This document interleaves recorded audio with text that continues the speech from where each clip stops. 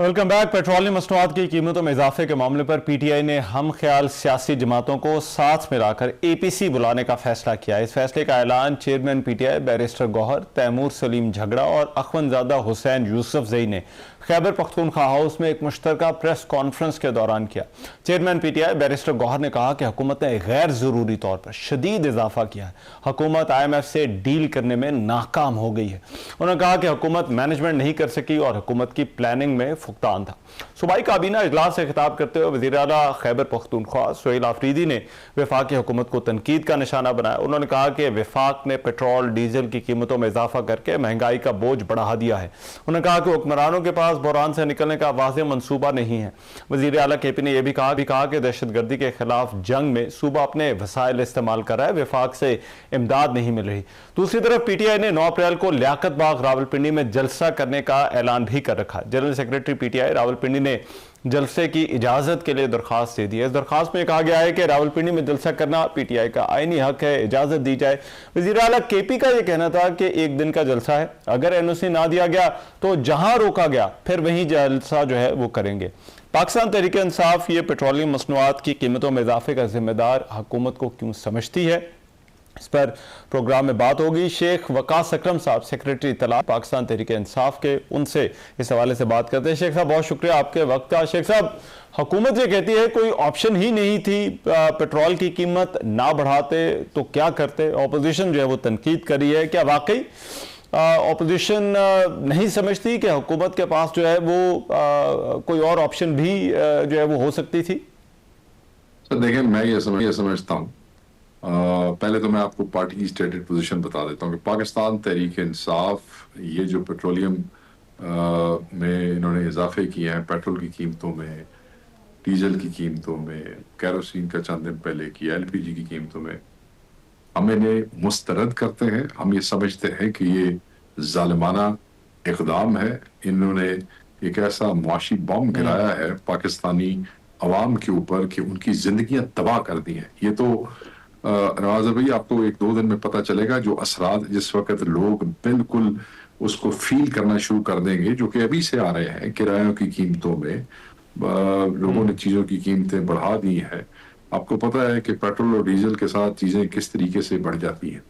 आपने जो बात की कि इनके पास चॉइस नहीं थी, आप मुझे ये बताएं कि हिंदुस्तान की प्राइसेस कैसे अनचेंज्ड है। हिंदुस्तान ने, आपको पता है कि प्राइसेस जो है वो अनचेंज इस तरह रखी है कि उन्होंने अपने टैक्सेस जो है उनको रिड्यूस करके और उसको मेंटेन कर लिया है। पूरी दुनिया में इथोपिया के बाद, पूरी दुनिया में इथोपिया के बाद पाकिस्तान में दुनिया का महंगा तरीन पेट्रोल मिल रहा है। पेट्रोल 138 रुपए लीटर आप उसका इजाफा कर देते हैं। इमरान खान साहब की हुकूमत जब 2022 में गई, सन 47 से लेके 2022 तक सबसे ज्यादा कीमत 150 रुपए थी। $123 पर बैरल था उस वक्त। आज आप देख लें कि कहाँ क्या उसको कहते हैं कि 150 रुपए और कहाँ आज जो है वो कीमत जो है वो पहुंच चुकी है और 458 रुपए के ऊपर। इनके पास बिल्कुल चॉइसेस थी। इनको पेट्रोलियम लेवी जो है वो सिफर कर देनी चाहिए थी, ऐसे ही जैसे कोरोना में, जैसे कि रूस और यूक्रेन वॉर के दौरान इमरान खान साहब ने कर दी थी। सब्सिडीज, टैक्सेस खत्म करके कीमत को मेंटेन किया था। आप मुझे ये बताएं कि ये कौम सरवाइव कैसे करेगी, किसान सरवाइव कैसे करेगा? ठीक है, लेकिन शेख साहब ये जो रिलीफ के लिए इकदाम किए गए हैं, अब उन्होंने के पब्लिक ट्रांसपोर्ट जिस तरह पंजाब में, इस्लामाबाद में फ्री कर रहे हैं, सिंध ने भी इसी तरह से मोटरसाइकिल वालों को भी सब्सिडी और किसानों को सब्सिडी देने का ऐलान किया है, तो ये जो इकदाम हैं इस क्राइसिस को मैनेज करने के लिए, इनको आप किस तरह से जो है वो देखते हैं? सर फारिग इकदाम ने, जो इनकी बात हुई भी है, जब सेंटर ने कहा कि ये हम करते हैं, वो जो मीटिंग हुई जिसमें सब मौजूद थे, तो वहां फिर सूबों ने जवाब दे दिया। उन्होंने कहा जी फिर हमने आपको पैसे देने थे, आप कर लेंगे।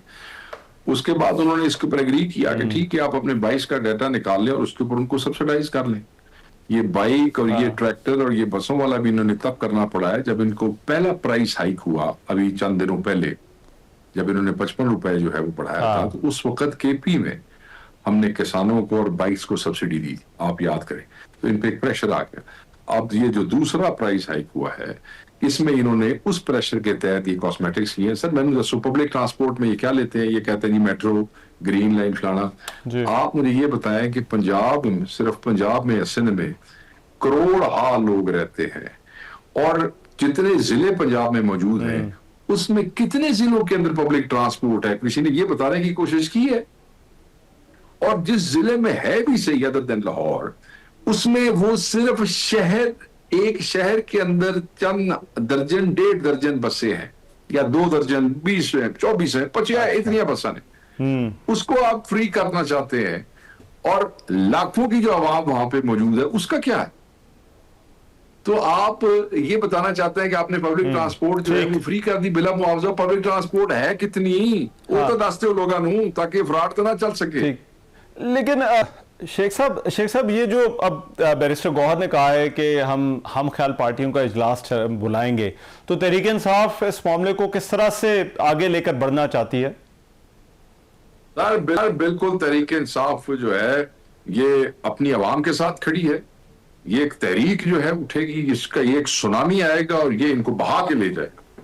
लोग इसके ऊपर नहीं वो कॉम्प्रोमाइज करेंगे। हम आवाम के साथ खड़े हैं, हम बिल्कुल सरकार के इस ढकोसले को, और हम सरकार की इसको मुस्तरद करते हैं। We stand with the people of Pakistan. अच्छा, ठीक है। लेकिन तहरीक इंसाफ ने अब वो जलसे का भी ऐलान कर रखा है, उसके लिए भी दरख्वास्त दी हुई है। तो मैं सिर्फ आपसे ये समझना चाहता हूं कि आगे करना क्या है, कि जलसे होंगे, किस तरह से तहरीक इंसाफ का लाहेअमल होगा?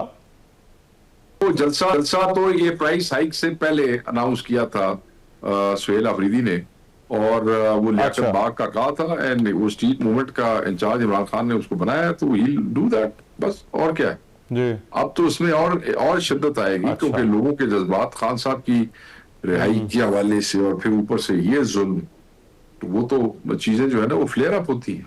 लोग तो नहीं सुकून से बैठेंगे, लोग तो बिल्कुल। सर मैं तो कह रहा ना, मैंने तो सो भाई लोगों का गुजारा किमें होएगा, मैं सिर्फ है समझाते। मतलब अब तो सर्वाइवल भी औखा है, when they have nothing to lose, ठीक है। उसके बाद